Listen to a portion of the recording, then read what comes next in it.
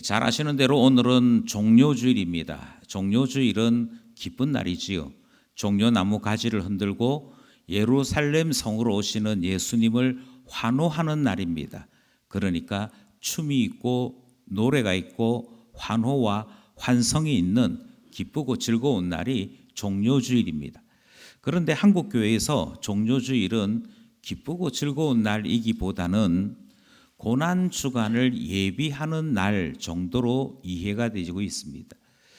종료주일에 대한 의미를 몰라서는 아닌 것 같습니다. 살면서 종료주일을 몇십 번 보내기 때문에 종료주일 맞을 때마다 종료주일은 즐겁고 기쁜 날입니다 하는 말을 한두 번 들은 것이 아니거든요. 그럼에도 불구하고 왜 종료주일만 되면 고난주간에 대한 생각이 먼저 드는 것일까? 저는 이것이 결코 나쁜 것은 아니다라고 생각합니다. 왜냐하면 고난에 대해 우리가 주목하는 경건의 능력이 있기 때문이라 그렇게 생각하는 것이지요.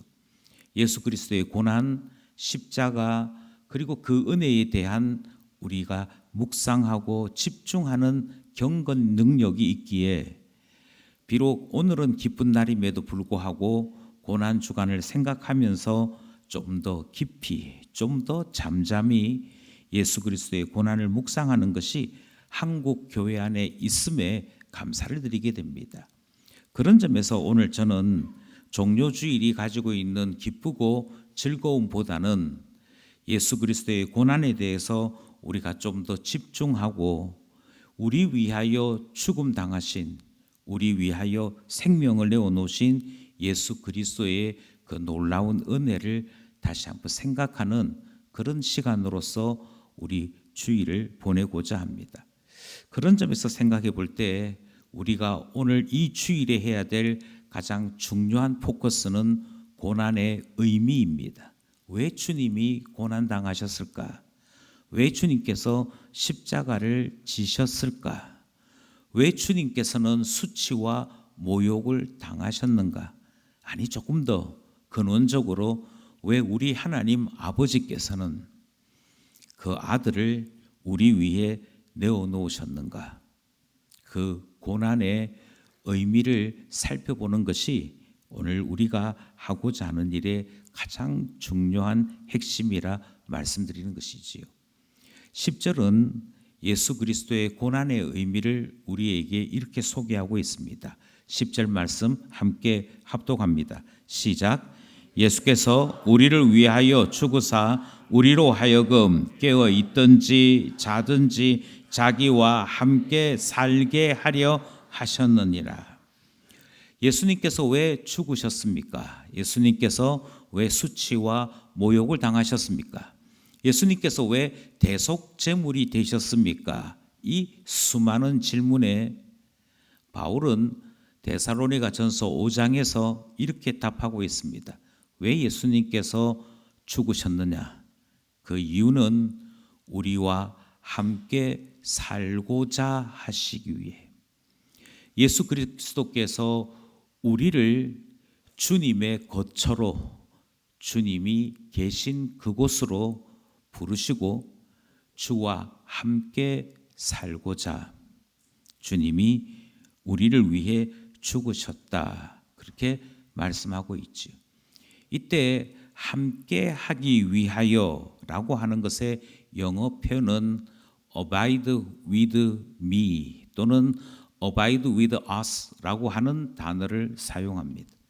그리고 이 단어가 되어 있는, 이 단어로 구성되어 있는 찬송가가 하나 있습니다. 그것은 우리가 몇 주 전에 불렀던 찬송가 481장 때 저물어 날 이미 어두우니 라고 하는 찬송시에 붙여진 찬송가입니다. 이 찬송가는 예수 그리스도께서 왜 죽으셔야 했는가, 왜 고난받으셔야 했는가, 그것에 대한 의미를 잘 설명하고 우리로 하여금 하나님 앞에 어떻게 기도해야 되는가를 잘 가르치는 찬송가라 생각합니다. 찬송가 481장은 약간 다른 측면에서 꽤 유명한 찬송가입니다. 그것은 이 찬송가가 우리가 가지고 있는 찬송가 가운데 가장 널리 그리고 가장 많이 불려지는 찬송가입니다. 아마 가장 널리 가장 많이 불려지는 찬송가 이렇게 얘기하면 나 같은 죄인 살리신 이 찬송을 생각하기 쉽습니다만 이 찬송보다도 481장은 더 많은 나라에서 더 많은 사람들이 다 함께 부르는 찬송가입니다. 몇 가지 예를 말씀드리자면 1912년 타이타닉호가 침몰했습니다. 그 침몰하는 타이타닉호에서 연주를 하는 사람들이 마지막 순간까지 연주했던 찬송가가 있습니다. 그것이 바로 481장입니다. 축구 경기, 그 유명한 영국의 축구 경기 중에서 FA컵 결승이 있을 때 결승장에 결승 경기를 보기 위해 몰려든 수많은 관중들이 경기를 시작하기 전에 심지어 양팀 선수들이 입장하기도 전에 다 같이 일어나서 부르는 찬송가가 있습니다. 헐리건으로 유명한 그 영국의 축구 광팬들조차도 마지막 결승전 그 경기에 가장 경건한 마음으로 부르는 찬송가, 그것이 481장입니다. 이 찬송이 불려져야 선수들이 입장할 수 있습니다. 그뿐만 아니라 1929년부터는 영국의 럭비 경기 결승전에서도 축구와 마찬가지로 럭비 경기 결승전에서도 이 찬송가를 부르고 결승전 경기를 합니다. 이렇게 중요한 스포츠 경기에서만 불려지는 찬송이냐? 그렇지 않습니다. 2009년 네덜란드 비행기가 추락을 했습니다. 그래서 네덜란드 공항에서는 이 비행기 사고를 슬퍼하며 장례식을 치르게 되는데요. 그때 2009년 네덜란드 공항에서 장례 예배를 드리면서 불렀던 찬송도 481장 내 정으로 이 찬송입니다. 2012년 영국의 런던 올림픽 개막식 때 다 같이 부르도록 했던 찬송가 역시 481장입니다. 이렇게 영국에서 만든 이 찬송가는 영국에서만 부르느냐? 그렇지 않습니다. 매우 놀랍게 인도의 공화국의 날이라고 하는 날이 있습니다. 인도가 영국에서 독립을 해서 나라로서 축하하게 되는, 탄생하게 된 것을 축하하는 날이 인도 공화국의 날인데요. 이 공화국의 날에 매번 연주를 하고 심지어 떼창으로 부르는 찬송이 481입니다. 좀 이상하지 않습니까? 인도라고 하는 나라는 힌두교의 나라입니다. 그리고 영국의 식민지였습니다. 영국이라고 하면 치가 떨려야 되는 이 나라가 공화국의 날에 영국 사람이 만든 찬송가인 481장을 부르더라는 것입니다. 왜냐? 이유는 간단합니다. 그것은 마하트마 간디가 가장 사랑하는 노래였기 때문입니다. 그래서 간디를 생각해서 이 노래를 불렀던 것이지요.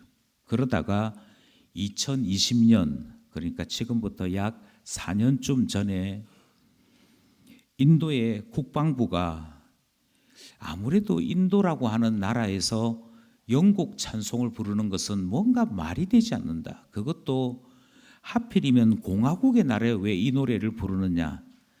이것은 영국의 식민지에서 독립한 것을 기념하는 이 날의 성격을 생각해 볼 때 맞지 않으니 이 노래를 부르지 않겠다. 이제 더 이상 이 노래를 부르지 않고 빼버리겠다라고 발표를 해드렸습니다.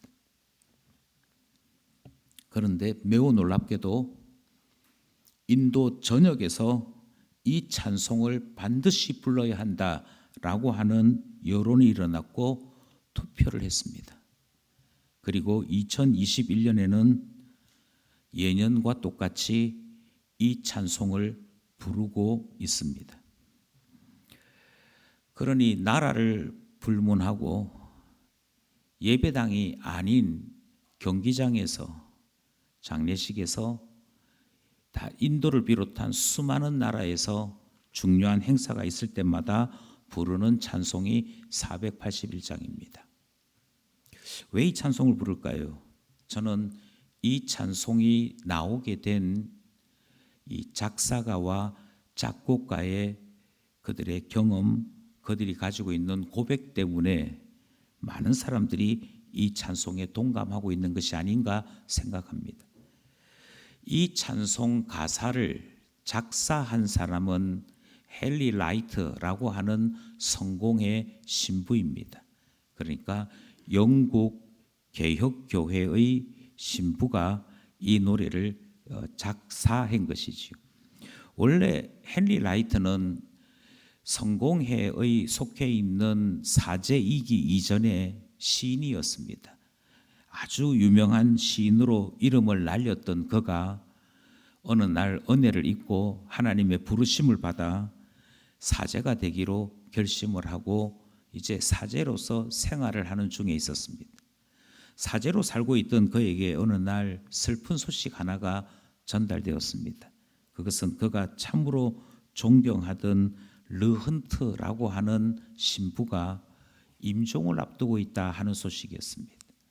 그래서 그 르헌트라고 하는 존경하는 선배를 찾아 인사를 드리러 가게 되었습니다. 인사를 받고 있던 사제로서는 이제 막 시작하고 있는 헨리 라이트를 르헌트가 맞이하면서 자네에게 꼭 해주고 싶은 이야기가 있네. 그러면서 뭐라고 얘기하냐면 다 죽어가는 이 선배, 임종을 눈앞에 두고 있던 이 노년의 선배가 후배를 위해서 이런 이야기를 합니다. 내가 후회하는 것이 하나 있는데 그것은 성경, 특별히 사도 바울의 편지를 내가 유심히 살펴보지 못했어. 거기에 있는 말씀 하나하나를 깊이 묵상하지 못했어. 특별히 사도 바울이 가르쳤음에도 내가 쉽게 생각하고 놓친 게 있어. 그러면서 몇 번에 걸쳐서 중얼중얼거리는 것입니다. Abide with me. Abide with me. 나와 함께 하시네.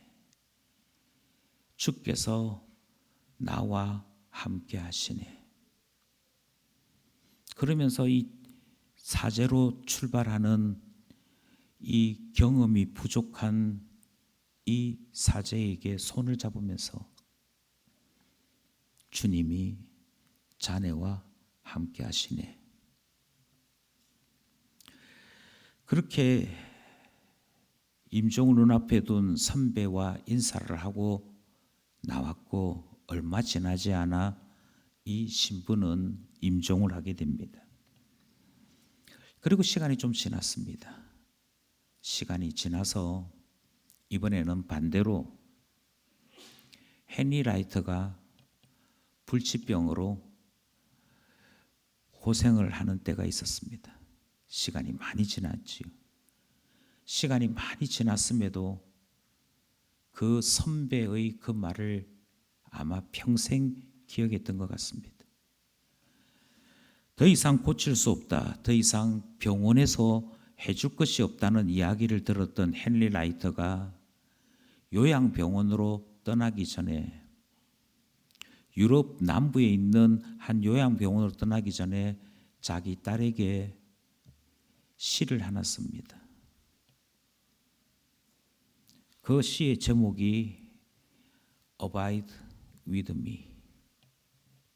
나와 함께 하시네. 이 편지를 남겨두고 헨리 라이트가 요양병원으로 갖고 그리고 얼마 지나지 않아서 임종을 하게 됩니다. 헨리 라이터가 남긴 마지막 편지요, 유서요, 유작 시가 바로 우리가 찬송으로 부르는 481장의 가사입니다. 때 저물어 날 이미 어두울 때 주여 나와 함께 하소서. 이것이 작사에 대한 배경이라면 작곡에 대한 배경도 아주 깊은 울림이 있는 내용이 있습니다. 이 찬송가의 작곡가는 윌리엄 헨리 몽크입니다. 사실 헨리 라이터의 이 작사에 여러 사람들이 작곡을 해드렸습니다. 그런데 작곡이 여러 곡 있었지만 대중들로부터 선택을 받지는 못했습니다. 그러던 중에 윌리엄 헨리 몽크라고 하는 이 사람도 이 시에 곡을 붙여주십시오 하는 부탁을 받게 되었습니다. 그리고 이 사람의 곡이 찬송가가 된 것이지요. 이유는 특별했습니다. 그가 이 곡을 받게 되었을 때 얼마 전에, 며칠 전에 그의 어린 딸이 죽었던 것입니다. 딸을 먼저 하나님께로 보내었던 몽크가 이 가사를 접했을 때 이 가사는 더 이상 먼저 살았던 어떤 선배의 노래가 아니었습니다. 그도 공감했고 그 공감을 따라 곡을 쓸 수밖에 없었고, 그래서 완성된 찬송가 481장은 많은 사람들에게 불려지는 찬송이 된 것이지요. 그것은 이 찬송의 가사가 말하고자 하는 의미를 작사가도 작곡가도 깊이 공감하고 썼기 때문입니다. 이 찬송이 우리에게 전하는 메시지는 하나입니다. 인생을 사는 누구나가 다 마지막 순간을 맞이할 때가 있습니다. 찬송의 가사처럼 황혼을 맞이할 때가 있습니다.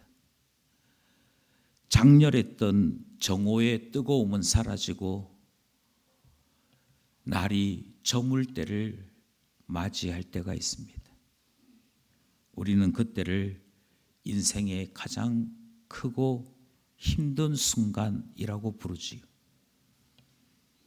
내가 맞이하든 내 부모님이 맞이하든 대단히 비극적이지만 내 자녀들이 맞이하든 인생에게는 한 번쯤 날이 저무는 순간이 있는 것을 우리는 알고 있습니다. 바로 그 순간에 우리는 예수 그리스도께서 왜 고난당하셨는지를 깨닫게 되는 것이지. 그리고 우리가 오늘 읽었던 말씀처럼 내가 너와 함께 하려 한다. 이 말씀 앞에 말로 다 할 수 없는 은혜를 누리게 되는 것입니다. 저는 여기서 본문에 대한 말씀을 한 번 더 강조해야 될 것 같습니다. 성경은 우리에게 이렇게 말씀하고 있습니다. 사도 바울이 데살로니가 교회에게 그리스도께서 왜 죽은 줄 아십니까? 그리스도께서 죽으신 이유는 그가 여러분과 함께 살고자, 여러분 곁에 예수 그리스도가 살고자 자기 자신을 내어 주셨습니다. 이 말씀을 하고 있지요. 그런데 찬송가는 다른 말을 우리에게 전하고 있습니다. 예수님께서 내가 죽는 이유는 너와 함께 살려고 이렇게 얘기했다면 찬송가는 반대로 주여 나와 함께 하소서라고 노래하고 있기 때문이지요. 성경과 찬송이 뉘앙스가 다른 것 같습니다. 그런데 그렇지 않습니다. 저는 이것이 하나님의 말씀을 깊이 묵상하고 난 다음에 일어나는 모든 신자들의 반응이라고 믿습니다. 11절은 심지어 이렇게 얘기하고 있지요. 처음에는 사도 바울이 이야기했습니다. 사도 바울이 이야기하기를 그리스도께서 우리를 위하여 죽으사 우리와 함께 살려 하십니다. 그리고는 11절을 이렇게 우리에게 전하고 있습니다. 11절 말씀 합독하겠습니다. 시작.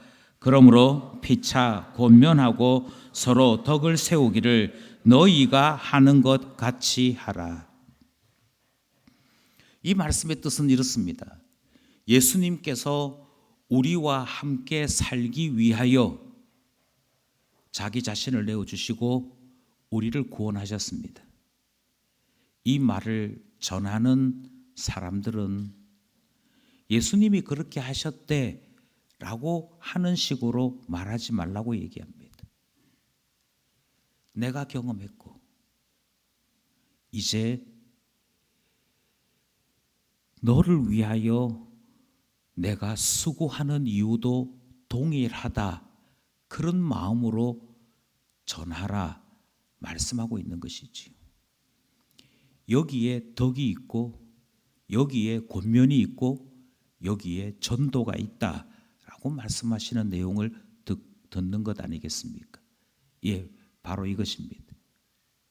우리는 하나님 말씀을 들을 때 우리 하나님께서 우리에게 주시는 말씀, 곧 권면의 말씀을 듣습니다. 너희들 이렇게 살아야 돼. 너희들 이렇게 살 때 내가 이렇게 행할 거야 하시는 말씀을 듣습니다. 그런데 이 말씀을 듣는 신자가 이 말씀을 곰곰이 곱씹다가 이 말씀을 곰곰이 묵상하다가 어느 날 받아들일 때가 있습니다. 내가 왜 죽는 줄 아니? 내가 왜 죽느냐면 너희와 함께 하려고 해. 그 말씀을 듣고 아, 주님이 이래서 죽으셨구나. 주님이 이래서 죽으시는구나. 그러다가 어느 날 이 말씀을 받아들이기 시작하면, 이 말씀을 내 것으로 삼기 시작하면 그때부터 우리는 주님 앞에 감사와 고백을 하게 됩니다. 우리는 이것을 때로 적용이라고 이야기합니다. 또 우리는 이것을 때로 은혜 받았다라고 표현하기도 합니다. 적용이라고 말하든 은혜 받았다고 말하든 하나님의 말씀, 하나님의 계시를 내 것으로 받아들이게 되면 우리는 당장 이렇게 이야기하게 되죠. 주님,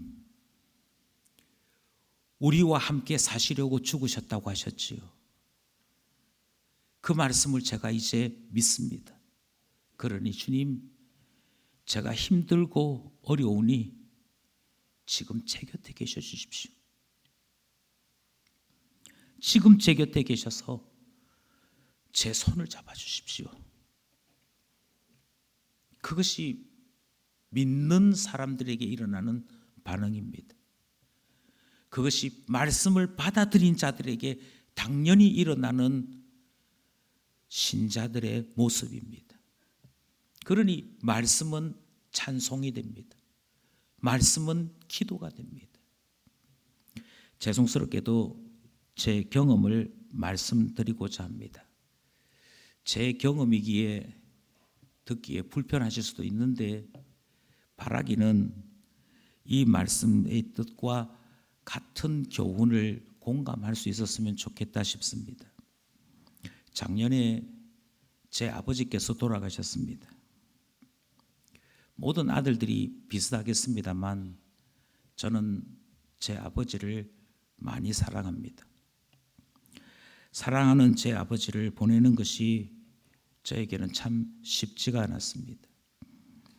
만약 누군가 묻기를 목사님은 왜 아버지를 그렇게 특별하게 생각하십니까? 라고 물으신다면 저는 저희 아버지의 과거를 조금 소개해야 될 것 같습니다. 제가 돌이 막 지났을 때 저희 아버지는 가족을 살리기 위해서, 가족을 부양하기 위해서 배를 타셨습니다. 해병대 하사관이셨던 저희 아버지는 배를 타는 일을 어렵지 않게 하셨습니다. 그래서 외국 국적의 배를 타시게 되었습니다. 돌 지나고 배를 타시기 시작했으니 사실 아버지 얼굴을 저는 어릴 때 잘 기억하지 못했습니다. 2년 내지 3년 배를 타셨고, 그리고 돌아오시면 많으면 2달, 어떤 때는 1달 지나서 다시 배를 타러 가셨습니다. 그러기를 제가 결혼할 때까지 하셨습니다. 어릴 때는 아버지가 내 곁에 없다라고 생각했습니다. 사람들이 짓궂게 아버지 얼굴 기억하나 묻는 그 질문이 짜증이 났습니다. 왜 자꾸 사람들이 나에게 이것을 질문할까? 그렇게 자라던 제가 중학생 때 해양소년단이라고 하는 단체의 창립 멤버가 되었습니다. 부산에서 해양소년단을 만들게 될 때 제가 1기였습니다. 1기들은 누리는 것이 좀 많지요. 그래서 해양소년단에 있는 모든 시설, 모든 프로그램들을 다 할 수 있었습니다. 그때 스킨스쿠버 배웠습니다. 그때 수영 배웠습니다. 근데 그 중에서 가장 재미있었던 것은 요트였습니다. 여름에 2인 요트를 타고 부산 바다에서 나가게 된 적이 있었습니다. 요트를 탄 지 얼마 되지 않았기 때문에 타면서 불안감이 더 컸습니다. 요트가 생각보다 빠릅니다. 요트를 타고 바람을 맞으면서 바다로 나갔는데 10여 분 되지 않아서 땅이 보이지 않았습니다. 동서남북을 아무리 둘러봐도 육지가 보이지 않았습니다. 넓고 넓은 바다에 떠 있는 2인용 요트는 바람 한번 불면 사라질 수도 있는 작디 작은 것이었습니다. 그 순간 바다가 무서웠습니다. 그리고 그 순간 혹시 잘못해서 내가 죽게 되면 누가 나를 구해줄까? 아무도 없었습니다. 그리고 그 짧은 순간이었지만 그곳에서 바다가 주는 외로움, 바다가 주는 무서움을 느낄 수 있었습니다. 그리고 그때 제 아버지를 생각했습니다.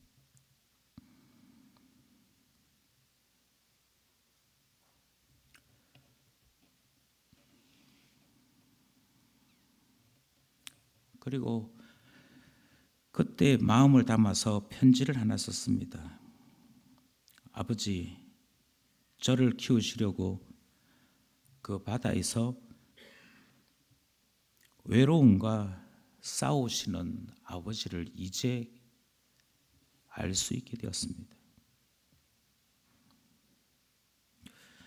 그리고 편지에 늘 쓰던 말이지만 아버지, 제가 어른이 되면 아버지께 효도할게요 라고 편지를 썼습니다. 저희 아버지는 그 편지를 매우 오랫동안 기억하셨고 좋아하셨습니다. 하지만 저는 어른이 되어서도 저희 아버지를 모시지 못했습니다. 어른이 되어서도 제 아버지에게 효도하지를 못했습니다.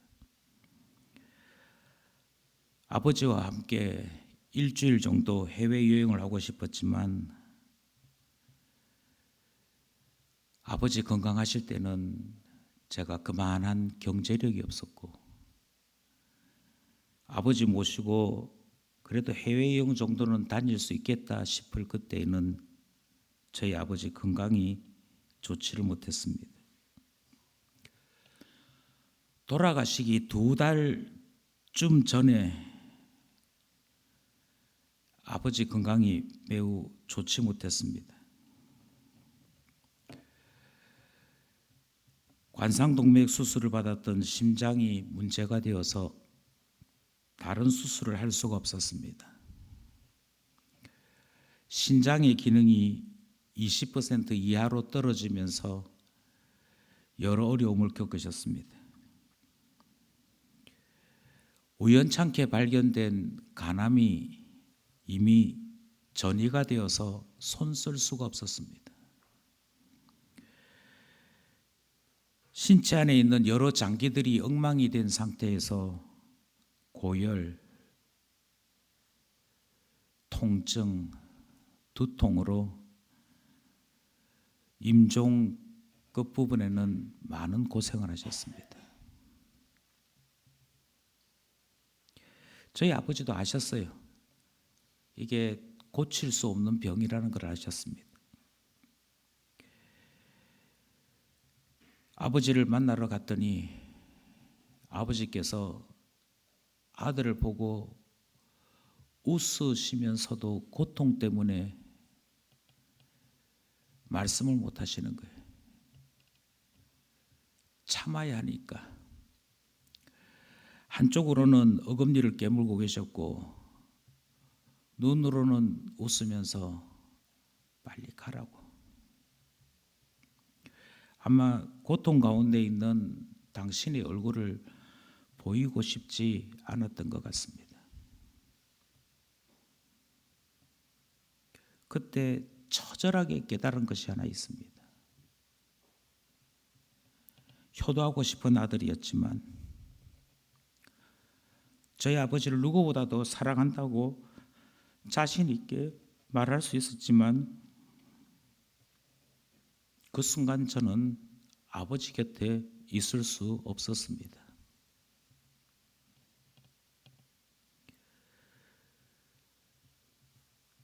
제가 할 수 있었던 유일한 말은 하나였습니다.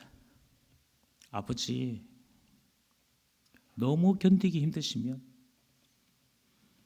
참아내려고 하지 마시고 예수님께 의탁하십시오. 마지막 순간이라 생각 드시면 그때 주님께 나를 맡기노라고 그렇게 말씀하십시오. 그러면 아버지를 위해 자기 자신을 내어주신 예수님은 아버지와 함께 하시면서 아버지의 영혼까지도 받아주실 것입니다.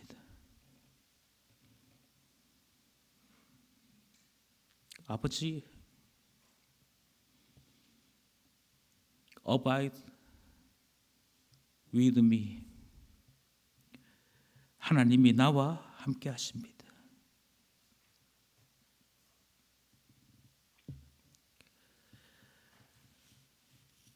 저희 아버지께서 고개를 끄덕이시고 그렇게 하겠노라고.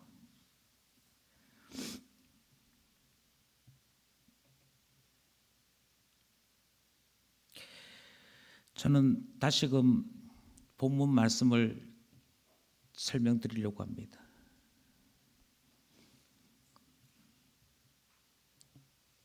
죄로 말미암아 우리에게 죽음이 왔습니다. 그리고 그 죄로 말미암아 죽게 되면 거룩하신 하나님 앞에 이를 수 없습니다. 깨끗해야 됩니다. 정결해야 합니다. 그래야만 거룩하신 하나님 앞에 설 수 있습니다. 예수 그리스도께서 우리의 모든 죄를 씻기시려고 우리의 모든 죄를 벗기시려고 그가 대신하여 우리가 받아야 될 진노를 받으셨습니다. 그것이 십자가입니다. 그것이 이 땅에 오신 예수 그리스도의 대속의 은혜입니다. 그래서 오늘 본문은 왜 예수님이 죽으셨느냐면 그가 죽으심으로 우리가 깨끗함을 누릴 수 있게 되었고 그가 죽으심으로 우리가 죄인에서 의인 될 수 있었고 그래서 하나님을 볼 수 있게 되었고 하나님을 만날 수 있게 되었고 하나님 앞에 설 수 있게 되었으니 그의 죽으심은 함께 살게 하려 하심이라 말씀하시는 것을 듣는 것이지.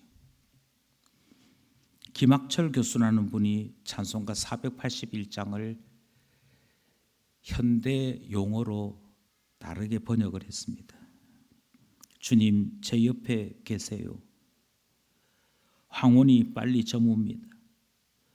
어둠이 깊어지니 주님 제 옆에 계셔주세요. 돕던 사람들 쓰러지고 위로하는 사람들 지나쳐버립니다. 힘없는 사람을 도우시는 주님 제 옆에 계셔주세요. 찰나의 삶 썰물같이 빨리 빠져 끝에 이르고 이 땅의 기쁨 어둑해지며 그 영광이 사라져버립니다.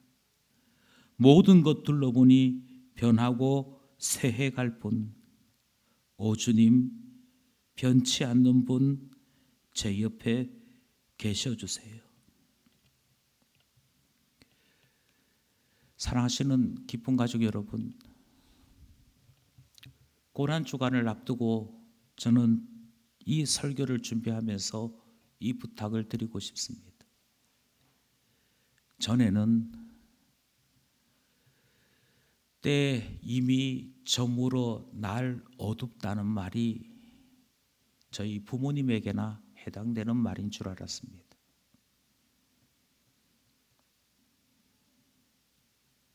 황혼에 이르렀다는 말이 몇몇 분들에게만 해당되는 말인 줄 알았습니다. 그러나 돌아보니 저희 교회가 36년이 되었습니다.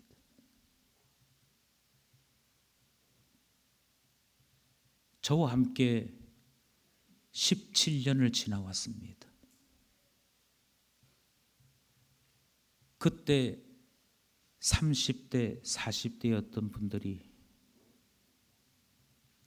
이제는 50, 60을 지나가고 있습니다.